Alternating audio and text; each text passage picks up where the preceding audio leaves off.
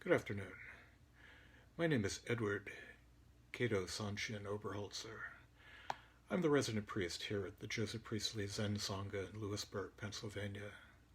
We're an affiliate of Empty Moon Zen.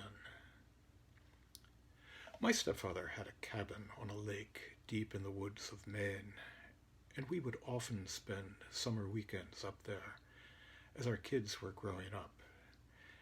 I remember going out with them to look for frogs and tossing a rock into the lake, startling a heron, and watching the ripples from the splash spreading out, bending away behind the outcropping over there, moving on into that cove, moving out of sight, touching a frog and making it leap into the water, pushing an unseen leaf up onto the shore.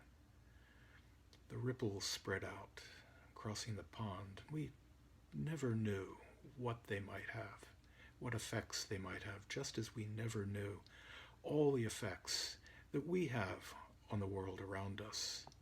We never know whom we touch. We never know how far our touch reaches. How far our touch reaches out, frog, leaf, pond. People in our neighborhood here in rural Pennsylvania wave to one another as they pass on the street. I walk down to Turtle Creek. Cars zip by. We wave. We walk down the street there in Lewisburg, or walked back in pre-pandemic days, and smile at someone, at a stranger, at any stranger. I don't know exactly what's running through the heads of my neighbors as I wave when passing a pedestrian, but that smile given to a stranger on the sidewalk has all the potential of those ripples spreading out from that tossed rock in that pond. You just never know what effect they might have. Smile at a stranger and perhaps, just perhaps, his heart will soften a little. He might go home and instead of smacking, he might pat his kid's head. He might, instead of lashing out when his dinner is late, shrug it off. Instead of being angry with his or her child for a bad report card, they'll sit down with that child and see what help they might offer. We don't know what lives we might touch, what the smallest of kindnesses might accomplish. Maybe nothing. Maybe turning aside wrath. A soft answer turneth away wrath. Grievous words stir up anger. And what does a smile do? The Buddha smiles. Take a look at those statues and you'll see traces, faint but there, of that Mona Lisa expression. I remember the earliest instructions I ever got in Zazen, instructions that led to your sitting there on the cushion with the faintest of smiles, the smile of the Buddha. The smile your face naturally relaxes into. Zhao Zhou, that grandmotherly of Zen masters, was said to have light dancing around his lips when he taught. Not a stick, but kind and gentle words. Can one imagine anything but a smile on his face? The Tao Te Ching touches on this. Nothing in the world is as soft and yielding as water, yet for dissolving the hard and inflexible, nothing can surpass it. The soft overcomes the hard, the gentle overcomes the rigid. Everyone knows this is true, but few can put it into practice. Therefore, the master remains serene in the midst of sorrow. Evil cannot enter his heart. Because he has given up helping, he is the people's greatest help. Two words seem paradoxical. A soft and gentle smile, as powerful as water, touching, reaching out to everything like the ripples on a pond. And we see those ripples of our actions play out in the Mumokan. Once, when Bai Zhang gave a series of talks, a certain old man was always there listening together with the monks. When they left, he would leave too. One day, however, he remained behind. Bai Zhang asked him, "Who are you standing there before me?" The old man replied, "I'm not a human being. In the far distant past, in the time of Kashyapa Buddha, I was head priest of this mountain.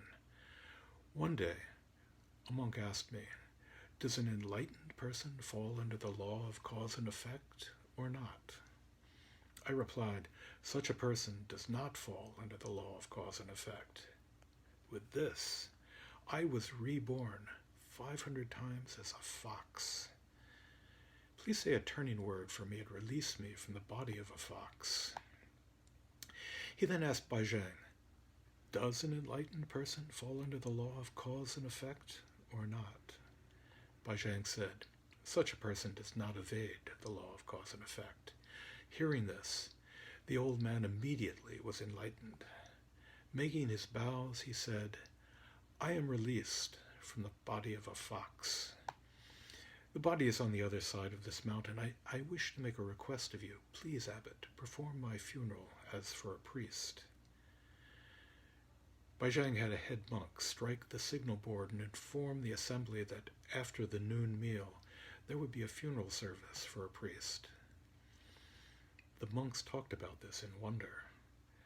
"All of us are well. There is no one in the morgue. What does the teacher mean?" After the meal, Baizhang led the monks to the foot of a rock on the far side of the mountain, and there with his staff he poked out the body of a dead fox. He then performed the ceremony of cremation. That evening he took the high seat before his assembly and told the whole story.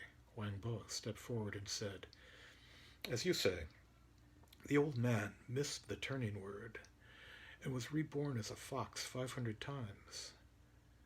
What if he had given the right answer each time he was asked a question? What would have happened then?" Baizhang said, "Just step up here closer and I'll tell you." Wang Bo went up to Baizhang and slapped him in the face. Baizhang clapped his hands and laughed, saying, "I thought the barbarian had a red beard, but here is a red-bearded barbarian." Now, cause and effect are not the whole of karma, but they are not an inconsiderable part, a reflection of our interconnectedness, of that intimacy we share with all things, foxes, monks, frogs, and leaves. Who among us can say that 500 lives as a fox demon is any different than 500 lives as Baizhang?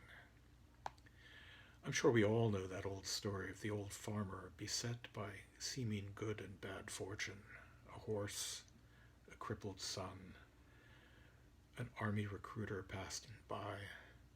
Good fortune, bad fortune, maybe yes, maybe no. A smile on the sidewalk, a wave to a neighbor. Good fortune? Bad? The ripples spread out. Who knows where they go? Who knows whom they touch?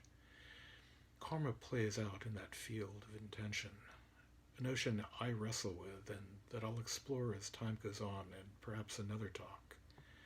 For now, I'd like to leave you with Mumon's verse, which goes, "Not falling, not evading, two faces of the same die.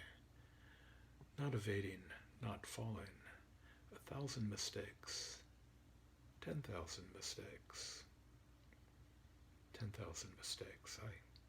I like that. Thank you.